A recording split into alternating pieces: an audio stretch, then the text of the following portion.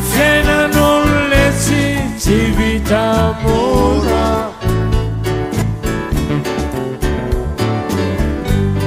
raha voasolola fakeo e labeny mpanakora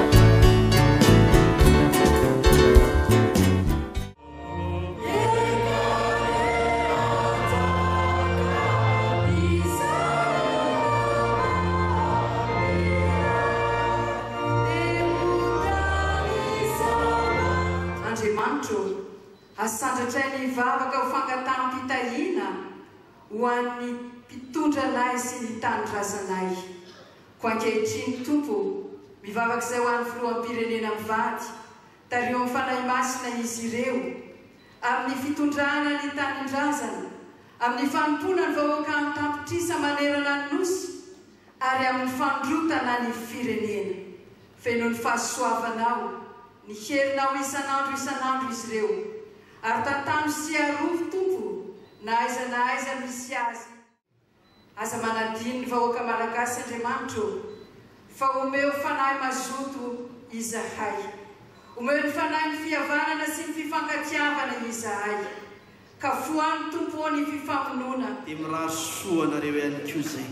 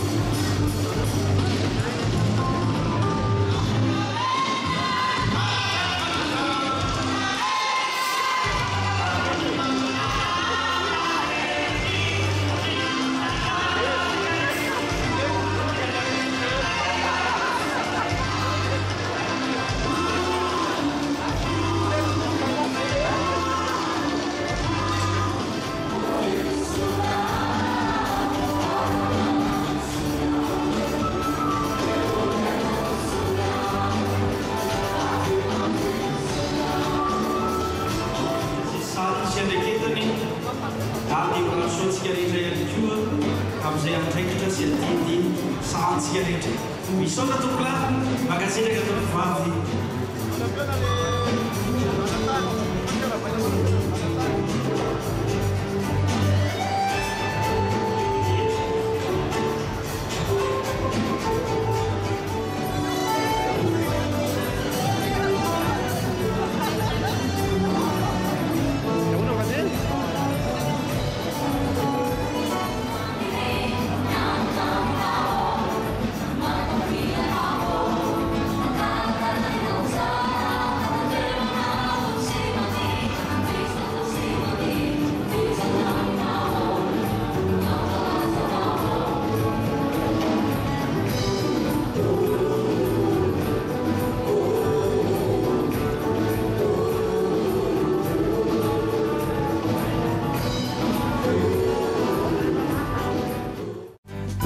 fiainan'olo le tsy vita mora